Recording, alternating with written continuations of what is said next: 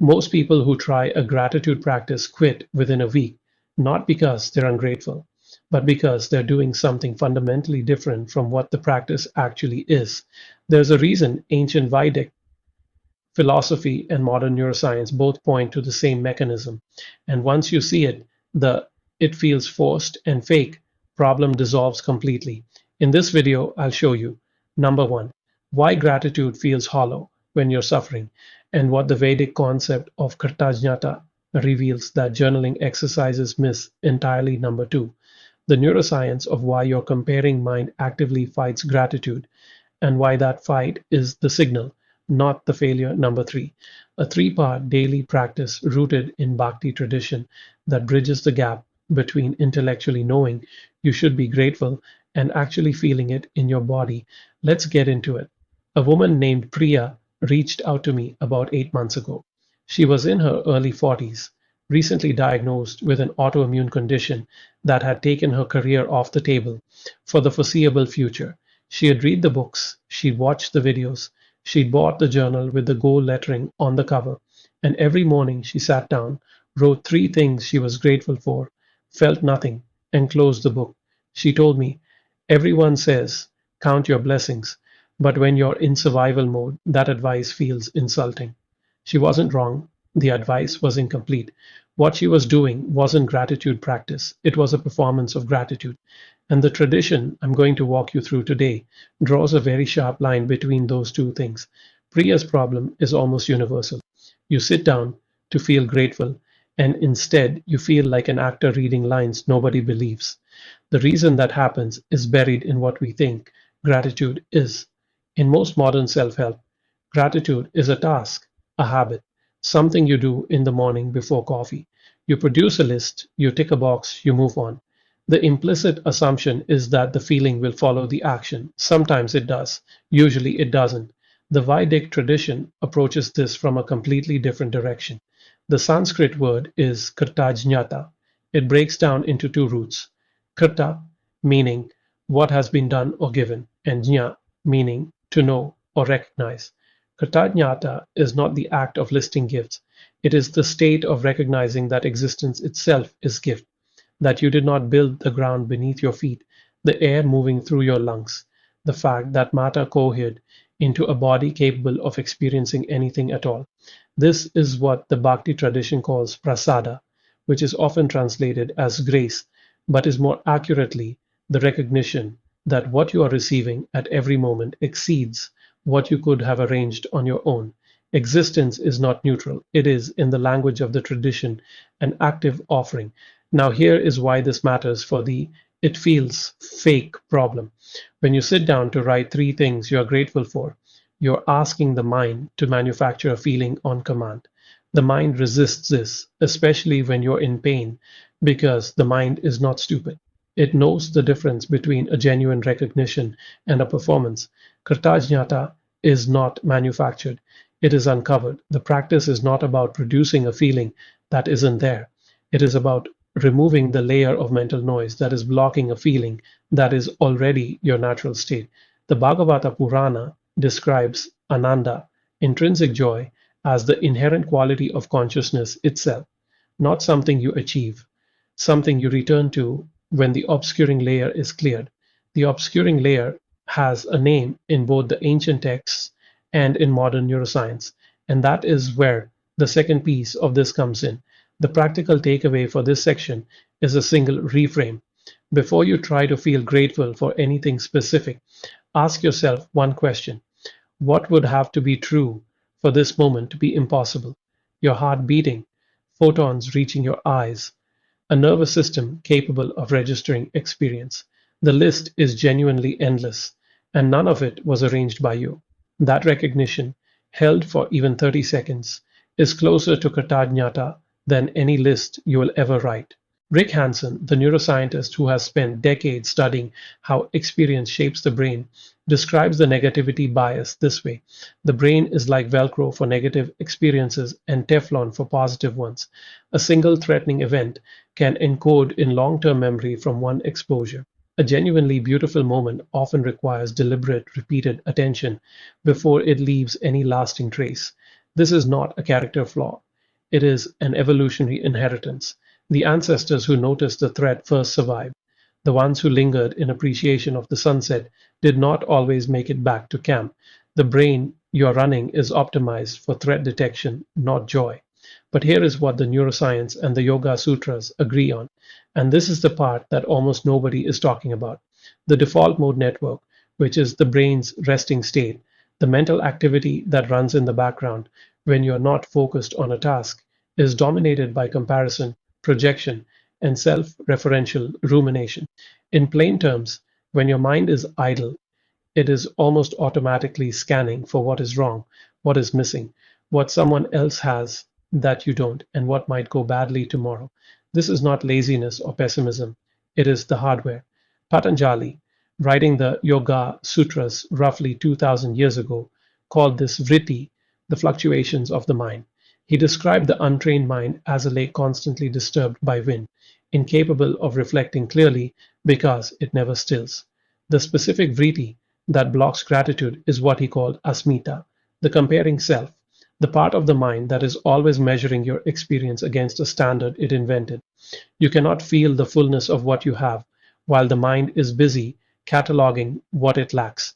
The Yoga Sutras niyama of Santosha, usually translated as contentment, is not a passive acceptance of whatever happens. It is an active interruption of the comparing mind. It is the practice of withdrawing attention from the measurement and returning it to the present texture of experience. This is not resignation, it is a radical act of attention. Robert Emmons' clinical research at UC Davis found that people who kept a weekly gratitude practice over 10 weeks reported 25% higher life satisfaction, better sleep, and stronger social bonds compared to control groups. But the more important finding, the one that gets less attention, is that the effect was not about the number of items listed.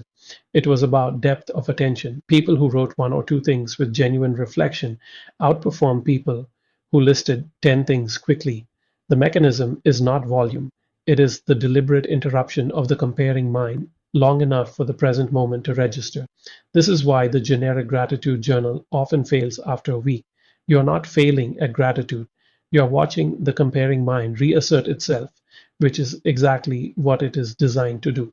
The practice is not about defeating that mind.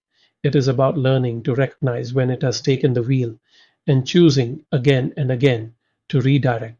The practical takeaway here is this: the next time gratitude feels hollow or forced, do not try harder to feel grateful. Instead, notice what the mind is comparing. What standard is it holding the present moment up against? Name it specifically. I'm comparing this to how I thought my life would look at this age. I'm comparing my situation to someone else's. Once you name the comparison, you have created distance from it.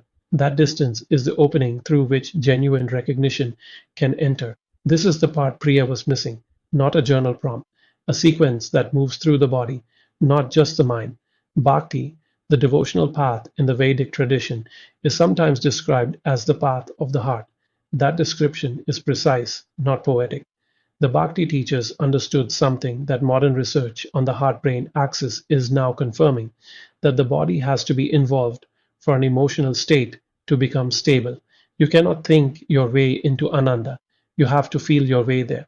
The three-part practice I'm going to describe is drawn from the daily sadhana structure of classical bhakti, reframed for a secular context. It takes between 8 and 12 minutes. It is not a journaling exercise, it is a sequence.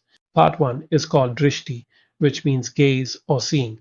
Before you write or speak anything, you spend 2 to 3 minutes doing one thing only, looking. Physically, look at something in your immediate environment, anything, and hold your attention on it long enough to notice three things about it you have never noticed before: the grain in a wooden table, the way light changes across a wall, the sound of your own breathing. The purpose of drishti is not to manufacture wonder, it is to slow the default mode network down enough to make contact with what is actually present. Neuroscience would call this a mindfulness interrupt. The tradition calls it the first movement of gratitude because you cannot appreciate what you have not truly seen. Part 2 is smaran, which means remembrance. This is where you bring one specific moment from your past into full sensory detail. not a category, not I'm grateful for my family.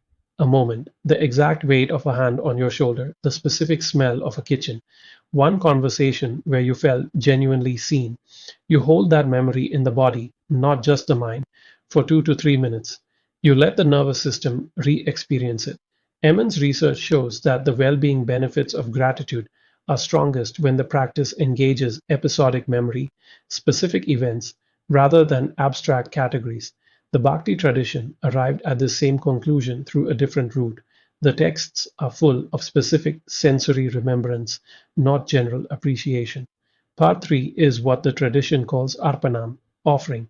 After drishti and smaran have quieted the comparing mind and brought the body into contact with genuine positive experience, you make one statement of intention, not I am grateful for X, something more active, because of what I have received.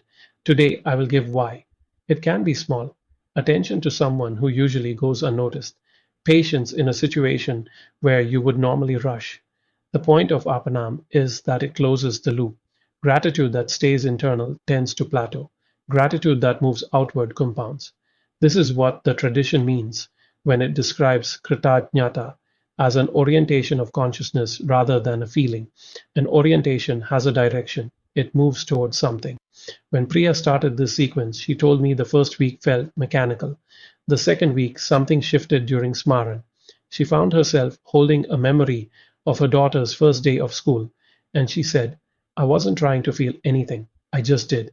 That is the difference between performing gratitude and uncovering it.